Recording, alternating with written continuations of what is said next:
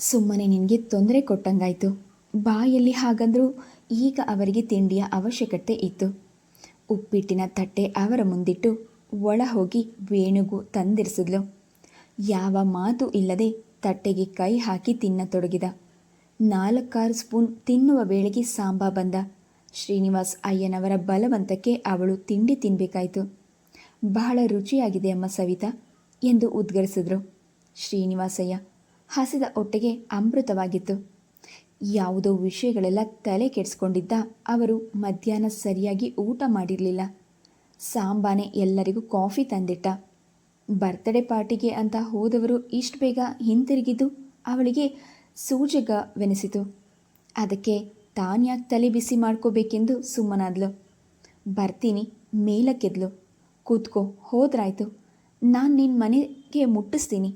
ಹೇಗೂ ಕಾಲೇಜ್ ಇಲ್ಲ. ಅವಳನ್ನು ಇನ್ನೂ ಸ್ವಲ್ಪ ಹೊತ್ತು ನಿಲ್ಲಿಸ್ಕೊಳ್ಳಲು ಪ್ರಯತ್ನಿಸಿದ್ರು. ಕಾಲೇಜ್ ಇಲ್ಲದಿದ್ದರೂ ಓದೋದು ಬಹಳ ಇರುತ್ತೆ. ಇಲ್ಲಿ ಹತ್ತಿರದಲ್ಲಿ ನನ್ನ ಸ್ನೇಹಿತೆಯ ಮನೆ ಇದೆ. ಅವಳು ನನ್ನ ಜೊತೆ ಬರ್ತಾಳೆ.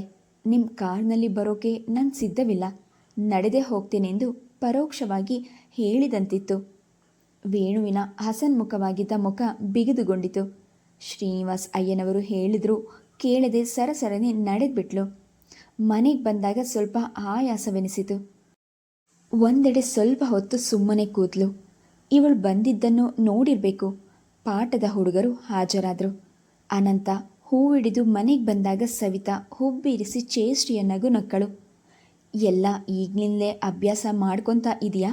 ಅನಂತನ ಮುಖದ ಮೇಲೆ ನವಿರಾದ ನಗು ಹಾದು ಹೋಯಿತು. ಸವಿ, ನೀನು ತುಂಬ ಇಂಪ್ರೂವ್ ಆಗಿದೆಯಾ? ಮಾತಿನ ಬಿಸಿ ಮುಟ್ಟಿಸಲು ನೋಡ್ದ.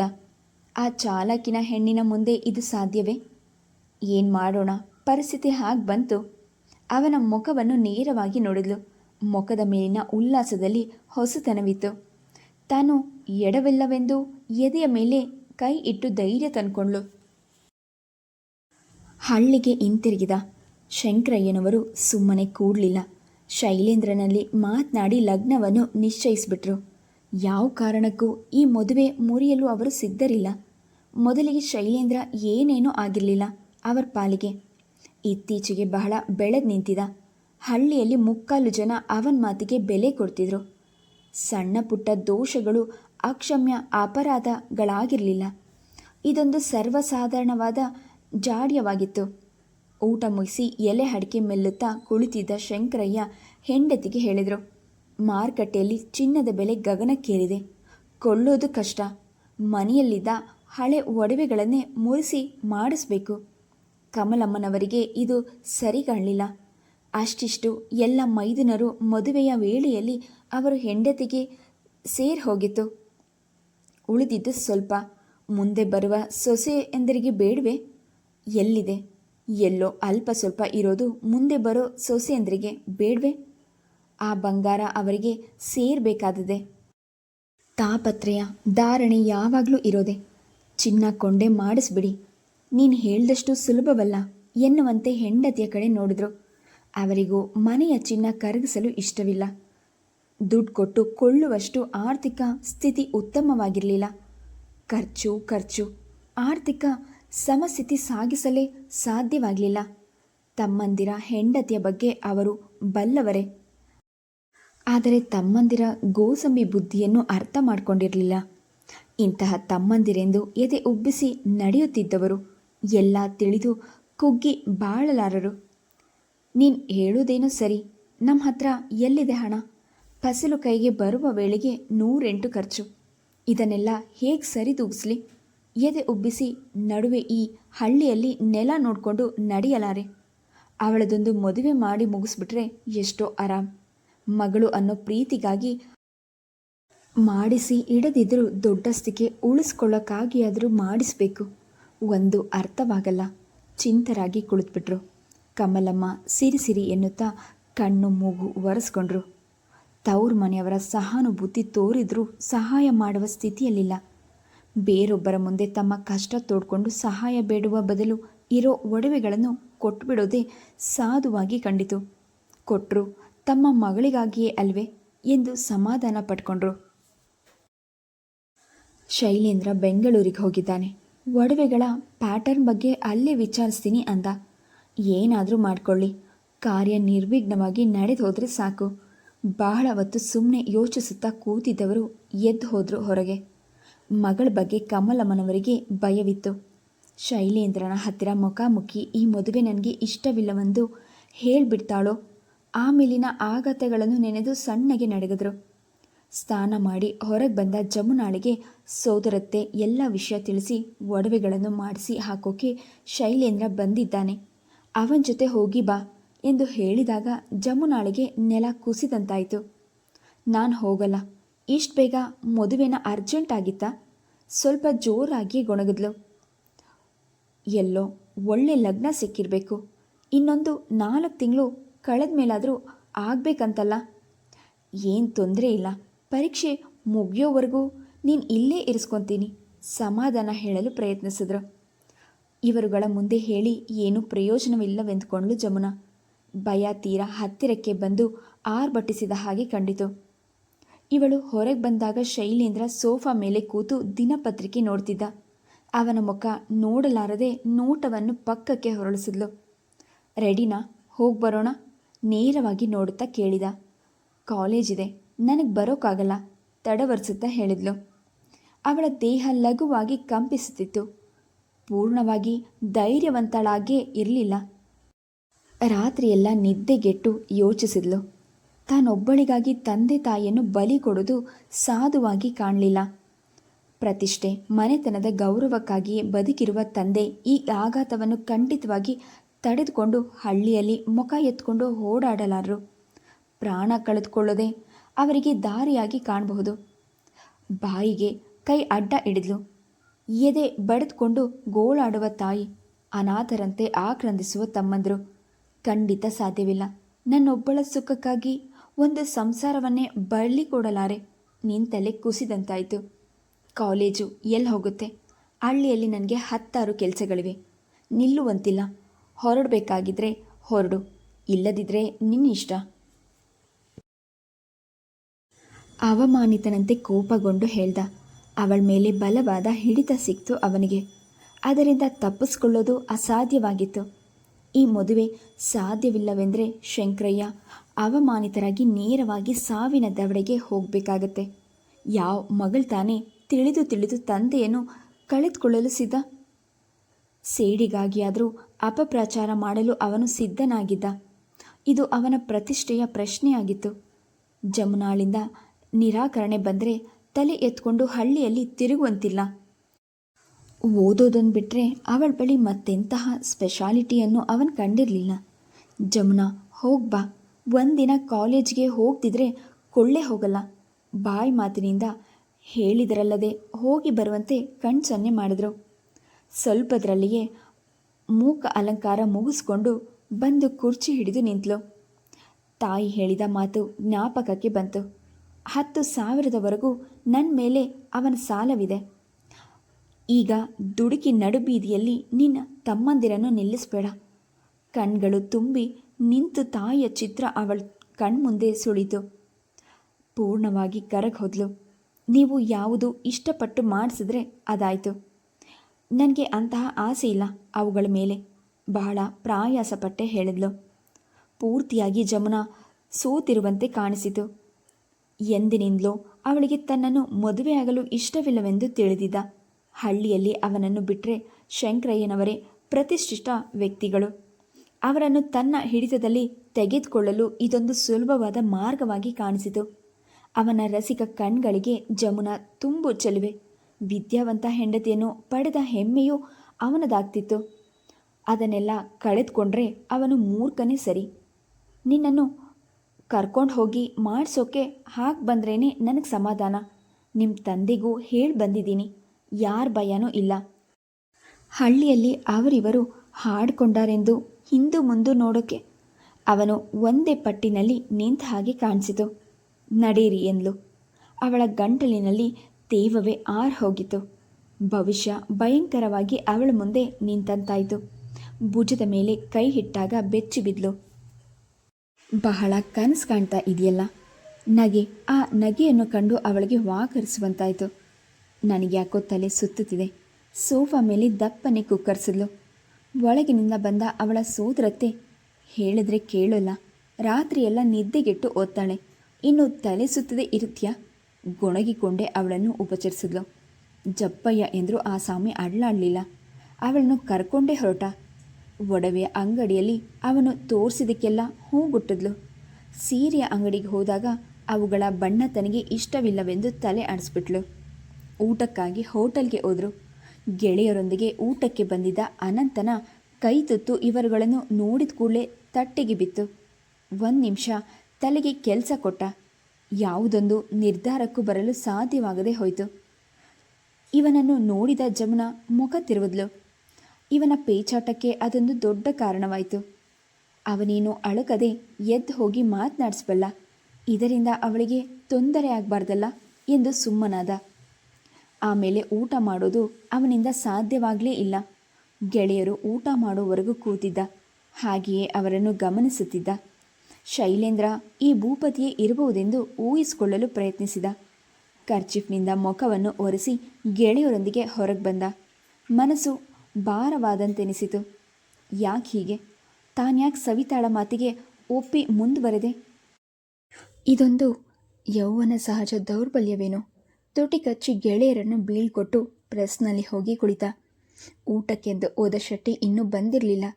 ಪ್ರಿಂಟ್ ಆಗಬೇಕಾದ ಮ್ಯಾಟರ್ ಪ್ರೂಫ್ ನೋಡಿ ತಾನೇ ತಿದ್ದಿ ಕೊಟ್ಟ. ಕಟಿಂಗ್ ಮಾಡಬೇಕಾದ ಪೇಪರ್ಗಳನ್ನು ಕಟಿಂಗ್ ಮಾಡಿ ಒಂದೆಡೆ ಇರಿಸಿದ. ಮಿಷನ್ಗಳಿಗೆ ಆಯಿಲ್ ಹಾಕಿದ. ಹಳೆ ಬಟ್ಟೆಯಲ್ಲಿ ಕೈ ಒರೆಸುತ್ತಾ ಬಾಗಿಲಲ್ಲಿ ಹೋಗಿ ನಿಂತ. ಸಮಾಧಾನವಾಗಿರುತ್ತಿದ್ದ ಮನಸ್ಸು ಹುಯ್ಯಾಲೆ ಎಬ್ಬಿಸಿತು. ಕ್ರಾಫಿನ ಕೂದಲನ್ನು ಹಿಂದಕ್ಕೆ ಸರಿಸಿ ಒಳಗೆ ಬಂದು ಕೂತ.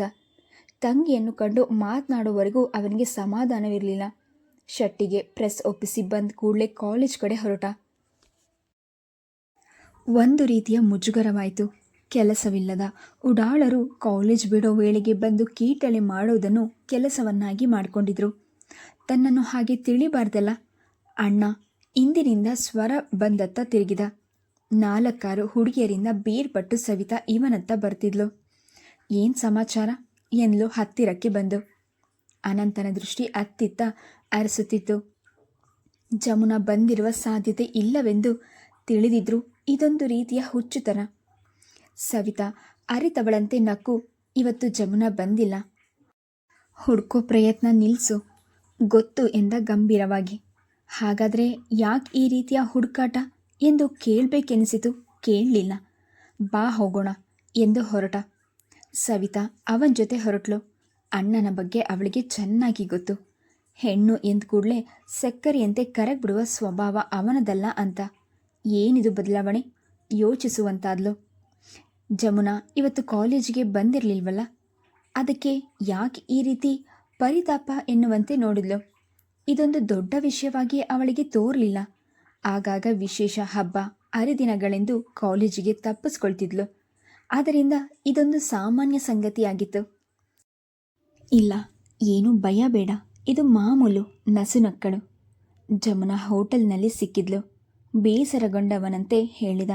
ಅರ್ಥವಿಲ್ಲದ ತುಬುಲವನ್ನು ಅನುಭವಿಸ್ತಿದ್ದ. ಇದಕ್ಕೆ ಏನನ್ಬೇಕೋ ಅವನಿಗೆ ತಿಳಿದಿಲ್ಲ. ಅವಳು ಹೋಟೆಲ್ನಲ್ಲಿ ಸಿಕ್ಕಿದ್ದಕ್ಕೂ ಇವನ ಬೇಸರಕ್ಕೂ ಏನೇನೋ ಅರ್ಥ ಕಾಣಲಿಲ್ಲ. ಅನವಶ್ಯಕವಾಗಿ ಬೇಸರಗೊಳ್ಳುವ ಸ್ವಭಾವ ಅವನದಲ್ಲ. ಯಾಕೆ? ಅವಳ ಜೊತೆಯಲ್ಲಿ ಯಾರೋ ಇದ್ದರು. ಬಹುಶಃ ಶೈಲೇಂದ್ರ ಇರಬೇಕು.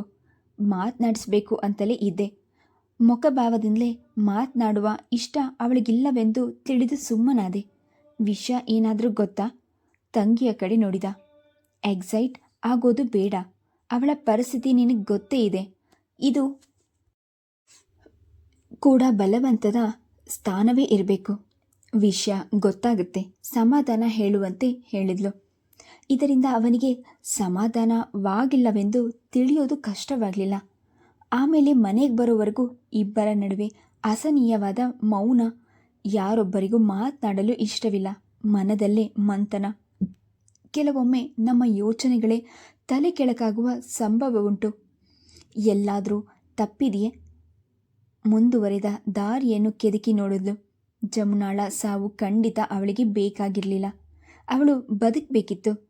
ಅದಕ್ಕೆ ಈ ದಾರಿಯನ್ನು ಹುಡುಕಿದ್ಲು. ಇದರಿಂದ ಅಣ್ಣ ತೊಳಲಾಡುವಂತಾಯ್ತಲ್ಲ. ಆತುರವಯಕ್ಕೆ ಆದಷ್ಟು ತಲೆ ಕೆಡಿಸ್ಕೊಳ್ಳದೆ ಸುಮ್ಮನಿರಲು ಪ್ರಯತ್ನ ಪಟ್ಲು. ಮನೆಗೆ ಬೇಗನೆ ಬಂದಿದ್ರೂ ತಾಯಿ ಮನೆಯಲ್ಲಿರಲಿಲ್ಲ. ಬೀಗದ ಕೈಯನ್ನು ಪಕ್ಕದ ಮನೆಯವರ ಕೈಯಲ್ಲಿ ಕೊಟ್ಟು ಹೋಗಿದ್ರು. ಬೀಗ ತೆಗೆದು ಕಾಫಿ ಮಾಡಿದ್ಲು. ಉಡುಪು ಸಹ ಬದಲಾಯಿಸದೆ ಅನಂತ ಸುಮ್ಮನೆ ಕೂತಿದ್ದ. ಪ್ರತಿಯೊಂದು ತುಡುಕಾಗಿ ಕಂಡಿತು. ಬಾಲ್ಯದಿಂದ ಕಟ್ಕೊಂಡು ಬಂದಿದ್ದ ಉದ್ದೇಶ ಕುಸಿದಿತ್ತು. ಹೊಟ್ಟೆಗಾಗಿ ನಿರಂತರ ಹೋರಾಟ, ಕೆಲಸಕ್ಕಾಗಿ ಪರದಾಟ, ಎಲ್ಲದರ ಮಧ್ಯ ಹೆಣ್ಣು, ಪ್ರೇಮ, ಪ್ರೀತಿ, ಅಸಮಾಧಾನದ ನಿಟ್ಟಿಸಿರ್ಬಿಟ್ಟ. ಕಾಫಿ ಕುಡಿ. ನೀನು ಹೇಳಿದ ಕೇಳಿ ಇನ್ನೊಂದು ರೀತಿಯ ಭಯ ಆಗ್ತಾ ಇದೆ. ನಾನು ಹೋಗಿ ಬಂದ್ಬಿಡ್ತೀನಿ ಬೇಡವೆಂದು ಹೇಳುವ ಮನಸ್ಸಾಯಿತು.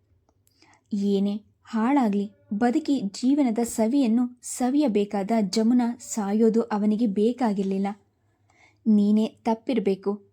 ಮನಸ್ಸು ಮಂಗನ ಹಾಗೆ ಯಾವ ಕೆಟ್ಟ ಗಳಿಗೆಯಲ್ಲಿ ದೃಢವಲ್ಲದ ತನ್ನ ನಿರ್ಧಾರವನ್ನು ಬಚ್ಚಿಟ್ಟಾಳು. ಈಗ ಬದಲಾಗಿರಬೇಕು. ಹಾಗಾದರೂ ಸುಖವಾಗಿರಲಿ. ತೊಡಕಿಲ್ಲದ ಹಾದಿ. ಬೆರಗುಗೊಂಡವಳಂತೆ ಅಣ್ಣನ ಮುಖ ನೋಡಿದ್ಲು.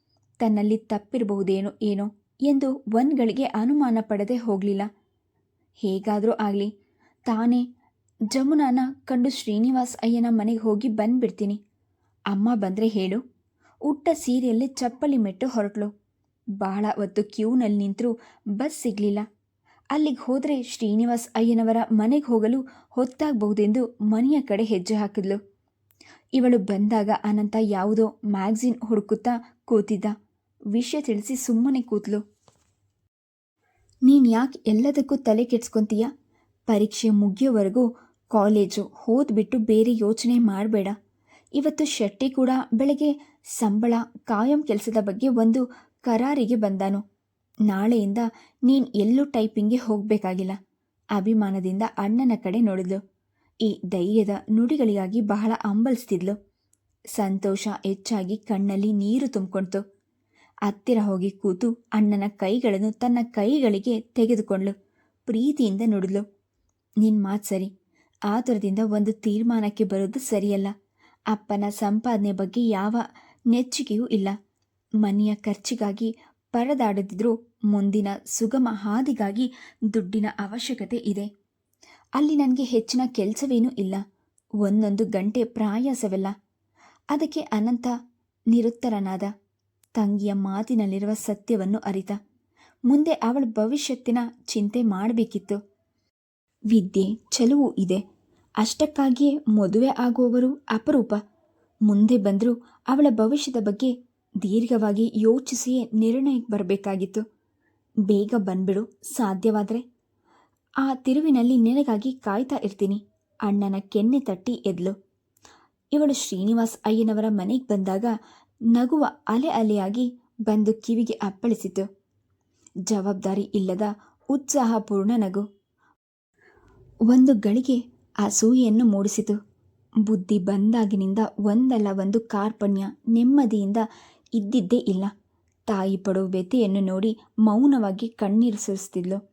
ಕಾಲಕ್ರಮೇಣ ದಿನ ಕಳೆದಂತೆ ಧೈರ್ಯವಾಗಿರಲು ಕಲಿತ್ಲು.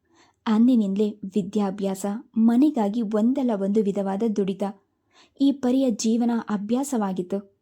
ಅದಕ್ಕೆ ಹೊಂದ್ಕೊಳ್ಬೇಕಾಗಿತ್ತು. ಇಂದೇಕೋ ಅವರ ಮಧ್ಯ ಹೋಗಲು ಅವಳಿಗೆ ಮನಸ್ಸಾಗಲಿಲ್ಲ. ನೋಡಿದವಳಂತೆ ಡ್ರಾಯಿಂಗ್ ಕೋಣೆಯತ್ತ ಸರಿದ್ಲು. ಹಲೋ ಸವಿತಾ. ಕೂಗು ಅವಳನ್ನು ಹಿಡಿದು ನಿಲ್ಲಿಸಿತು. ಮುಖದ ಮೇಲೆ ಮುಗುಳು ನಗವನ್ನು ಅರಳಿಸಿದ್ಲು. ಆಗ ಕೆನ್ನೆಯ ಮೇಲೆ ಮೂಡಿದ ಗುಳಿ ಮತ್ತಷ್ಟು ಚೆಲುವನ್ನು ತಂದುಕೊಟ್ಟಿತು. ನನ್ನ ಮರ್ತೇ ಬಿಟ್ಟಿದ್ದೀರಾ? ಕೊರಳು ಕೊಂಕಿಸುತ್ತಾ ಜಯಂತಿ ಕೇಳಿದ್ಲು. ಹುಟ್ಟಿದ್ದು ಅಮೇರಿಕನ್ ಜಾರ್ಜೆಟ್ ಸೀರೆ, ಸ್ಲೀವ್ಲೆಸ್ ಬ್ಲೌಸ್ನಲ್ಲಿ ಅತಿ ಚೆಲುವಾಗಿ ಕಂಡಳು. ಡಾಕ್ಟರ್ ವೃತ್ತಿಯ ಪ್ರೌಢ ಕಳೆ ಅವಳ ಮುಖದ ಮೇಲೆ ವಿರಾಜಿಸುತ್ತಿತ್ತು. ವಿದ್ಯಾರ್ಥಿ ಎಂಬುದನ್ನು ಒಂದು ಕ್ಷಣ ಮರೆಸಿತು. ಹಲೋ, ಖಂಡಿತ ಇಲ್ಲ. ಬಾಗಿಲಿಗೆ ಹೊರಗೆಯೇ ಹೇಳಿದ್ಲು. ಮುಂದೆ ಹೋಗಿ ಅವರ ಮಾತುಕತೆಗಳಲ್ಲಿ ಭಾಗಿಯಾಗಲು ಅವಳಿಗಿಷ್ಟವಿಲ್ಲ. ಬನ್ನಿ, ಮುಗುಳ್ ನಗುವಿನಿಂದ ಕರೆದ್ಲು. ಸವಿತಾ ಹೋಗಲೇಬೇಕಾಯಿತು. ಹೋಗಿ ಜಯಂತಿಯ ಎದುರು ಕುಳಿತಳು. ಅವಳ ಸರಳ ನಡತೆ ಮೆಚ್ಚುವಂತಿತ್ತು. ನೀವು ತುಂಬ ಬುದ್ಧಿವಂತರು. ಸವಿತಾ ವಿಸ್ಮಯದಿಂದ ನೋಡಿದ್ಲು. ನಿಮ್ಮ ಮುಖದಲ್ಲಿ ಒಳ್ಳೆ ಬುದ್ಧಿವಂತ ಕಳೆ ಇದೆ. ಜೋರಾಗಿಯೇ ನಕ್ಕರು. ವೇಣು ಮುಖದ ಮೇಲೆ ನಗೆ ಬರದೇ ಇರಲಿಲ್ಲ. ಹೇಗಿದೆ ಸ್ಟಡಿ? ಸವಿತಾ ಮೆಲುವಾಗಿ ನಕ್ಕಳು. ರ್ಯಾಂಕ್ ಅಲ್ವಾ, ನೋಡಬೇಕು. ಪ್ರಯತ್ನವಂತೂ ಮಾಡ್ತೀನಿ. ದೇವರ ದಯೆ ಹೇಗಿದೆಯೋ. ನಿಮಗೆ ದೇವರಲ್ಲಿ ತುಂಬ ನಂಬಿಕೆ ಇರಬೇಕು. ಸವಿತಾ ತುಟಿ ಸವರಿಸ್ಕೊಂಡು ಸಣ್ಣಗೆ ನಕ್ಕಳು. ಅವಳಿಗೆ ಖಂಡಿತ ದೇವರಲ್ಲಿ ನಂಬಿಕೆ ಇತ್ತು. ದೇವರನ್ನು ನಂಬದೇ ಇರೋದು ಒಂದು ರೀತಿಯ ಬುದ್ಧಿಜೀವಿಗಳು. ತಾನಂತಹ ಗುಂಪಿಗೆ ಸೇರಿದವಳಲ್ಲ. ಖಂಡಿತ ನಂಬ್ತೀನಿ, ನಂಬಲೇಬೇಕು. ಇಲ್ಲದಿದ್ದರೆ ಶಾಂತಿಯಿಂದ ಜೀವಿಸೋದು ಕಷ್ಟವಾಗುತ್ತೆ. ಆ ನಂಬಿಕೆ ಇದ್ದರೆ ಒಂದು ರೀತಿಯ ಆತ್ಮಶಕ್ತಿಯು ವೃದ್ಧಿಯಾಗುತ್ತೆ. ನಾವು ಒಬ್ಬಂಟಿಗಿರಲ್ಲ, ನಮ್ಮನ್ನು ಕಾಪಾಡೋ ಶಕ್ತಿ ಹೊಂದಿದೆ ಎನ್ನುವ ನಂಬಿಕೆ ಇದ್ದರೆ ತೀರಾ ಆಘಾತದ ಅಂಚಿನಲ್ಲಿರುವ ವ್ಯಕ್ತಿ ಕೂಡ ಧೈರ್ಯವಾಗಿ ನಿಲ್ಬಲ್ಲ. ಭಾವುಗಳಂತೆ ಮಾತನಾಡಿದ್ಲು.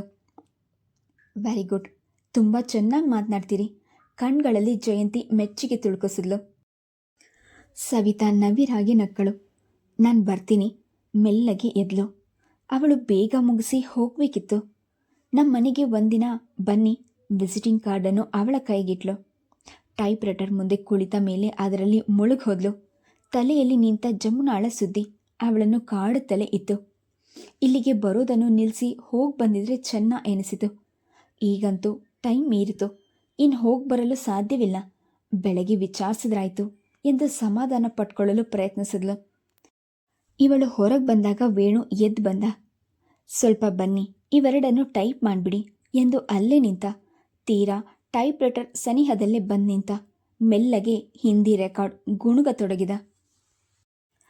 ಇಫ್ ಯು ಡೋಂಟ್ ಮೈಂಡ್, ನೀವು ಹೀಗೆ ನಿಂತರೆ ಕಾನ್ಸಂಟ್ರೇಷನ್ ಹೊರಟೋಗುತ್ತೆ, ಮೆಲ್ಲನೆ ಹೇಳಿದ್ಲು. ಕೋಪದಿಂದ ಅವಳನ್ನೊಮ್ಮೆ ನೋಡಿ ಹೊರಟ. ತೀರಾ ಬೆಳೆದು ನಿಂತ ಹೆಣ್ಣಾಗಿ ಕಂಡ್ಲು ಸವಿತಾ. ಹಲ್ಮುಡಿ ಕಚ್ಚಿ ಬಂದು ಕುಳಿತ. ಹೊತ್ತಾಯ್ತು ಬರ್ಲಾ? ಜಯಂತಿ ಎದ್ದು ನಿಂತು ತನ್ನ ವ್ಯಾನಿಟಿ ಬ್ಯಾಗನ್ನು ಕೈಗೆ ತೆಗೆದುಕೊಂಡ್ಳು. ನಾನು ಡ್ರಾಪ್ ಮಾಡ್ತೀನಿ. ಕಾರಿನ ಸ್ವಿಚ್ ಕೀ ಹಿಡಿದು ಅವಳ ಜೊತೆ ಹೆಜ್ಜೆ ಹಾಕಿದ. ಕಾರ್ ಹೋದ ಸದ್ದು ಸವಿತಾಳಿಗೆ ಕೇಳಿಸಿತು. ಸಾಂಬನಿಗೆ ಹೇಳಿ ಮನೆಯ ಕಡೆ ಹೊರಟ್ಲು. ಹೇಳಿದ್ದ ಮಾತಿನಂತೆ ಅನಂತ ಕೈ ಕಟ್ಟಿ ತಿರುವಿನ ಬಳಿ ನಿಂತಿದ್ದ. ದೂರದಿಂದಲೇ ಕೈ ಬೀಸಿದ್ಲು ಸವಿತಾ. ಅವನು ಕೈ ಎತ್ತಿ ಹರ್ಷ ಸೂಚಿಸಿದ. ಬಿರಬಿರನೆ ಬಂದು ಅವನನ್ನು ಸೇರ್ಕೊಂಡ್ಳು. ಅನಂತ ವಾಚ್ ಕಡೆ ನೋಡಿಕೊಂಡು, ಲೇಟ್ ಆಯಿತು, ನಾನು ಇಲ್ಲಿಗೆ ಬಂದು ಅರ್ಧ ಗಂಟೆ ಮೇಲಾಯಿತು. ಇವತ್ತು ಶ್ರೀನಿವಾಸ್ ಅಯ್ಯನವರ ಬಾವಿ ಸೊಸೆ ಸಿಕ್ಕಿದ್ಲು. ಅವರ ಹತ್ರ 10 ನಿಮಿಷ ಮಾತನಾಡಿ ಕಳೆಬೇಕಾಯಿತು. ಸರಸರನೆ ಹೇಳಿದ್ಲು. ಇಷ್ಟರಲ್ಲೇ ಮದುವೆನ ನಡೆಯುತ್ತೆ ಕೇಳ್ದ. ಆ ವಿಷಯ ಸವಿತಾಳಿಗೆ ಗೊತ್ತಿಲ್ಲ. ಸ್ವಲ್ಪ ಗೊತ್ತಿದ್ರೂ ಇನ್ನು ಸ್ವಲ್ಪ ಅವಳ ಊಹೆ. ಅದಕ್ಕೇನೂ ಅರ್ಥವಿಲ್ಲದೆ ಇರಲಿಲ್ಲ. ಪೂರ್ಣವಾಗಿ ನಿರ್ಧಾರಕ್ಕೆ ಬಂದಿರಲಿಲ್ಲ ಅಷ್ಟೇ. ನನಗೆ ಗೊತ್ತಿಲ್ಲ, ಸದ್ಯದಲ್ಲಂತೂ ಸಾಧ್ಯವಿಲ್ಲ. ಜಯಂತಿ ಮೆಡಿಕಲ್ ಸ್ಟೂಡೆಂಟ್, ಅವಳ ಕೋರ್ಸ್ ಮುಗಿಬೇಕಲ್ಲ. ಹೆಚ್ಚು ಗೊತ್ತಿಲ್ಲದವಳಂತೆ ನೋಡಿದ್ಲು. ಅನುಕೂಲ ಇದ್ದಿದ್ರೆ ನಿನ್ನ ಮೆಡಿಕಲ್ಗೆ ಸೇರಿಸ್ಬೋದಾಗಿತ್ತು. ನಿರಾಸೆಗೊಂಡವನಂತೆ ನೋಡಿದ. ಅವಳ ಅರ್ಹತೆಗೆ ಸರಿಯಾಗಿ ವಿದ್ಯಾಭ್ಯಾಸ ಕೊಡಿಸ್ತಿಲ್ಲವೆಂಬ ಕೊರಗು ಅವನನ್ನು ಕೊಂಕಿಸಿತು. ನನಗೆ ಮೆಡಿಕಲ್ ಓದೋ ಇಷ್ಟನೇ ಇಲ್ಲ, ಆದರೆ MSCಗೆ ಸೇರಿಕೊಳ್ಳೋಣ ಅಂತ. ಅವಳ ಕಣ್ಗಳಲ್ಲಿ ಆಸೆ ಮಿನುಗಿತು. ಇದು ಈಡೇರದ ಆಸೆ ಎಂದು ಅವಳಿಗೆ ಗೊತ್ತಿತ್ತು. ತಾಯಿಯಂತೂ ಸುತಾರಾಮ್ ಒಪ್ಪೋದಿಲ್ಲ. ಇನ್ನು ತಂದೆ ಯಾವ ಮಾತು ಆಡಲಾರರು. ಅನಂತಣ್ಣ ಒಪ್ಕೊಳ್ಬೋದು. ಇಷ್ಟಕ್ಕೂ ಪ್ರಾಯಾಸದ ವಿಷಯವೇ. ಹೇಗೂ ಕಷ್ಟಪಟ್ಟು MSCಗೆ ಸೇರಿಸ್ಬೋದು. ಅಮ್ಮ ಒಪ್ಪಲ್ಲ. ಅಮ್ಮ 1 ಗಂಟೆ ಉಪನ್ಯಾಸ ಮಾಡಿದ್ರು. ಓದು ಕೆಲಸ ಅಂದ್ಕೊಂಡು ಕೂತ್ರೆ ವಯಸ್ಸಾಗತ್ತೆ. ಆಮೇಲಿನ ಮದುವೆ ಏನು ಚಂದ. ಪರೀಕ್ಷೆ ಮುಗಿದ ಕೂಡಲೇ ಗಂಡು ನೋಡಿ ಮದುವೆ ಮಾಡಿಬಿಡ್ಬೇಕು ಅಂದರು. Please subscribe the channel, like and share. Thank you.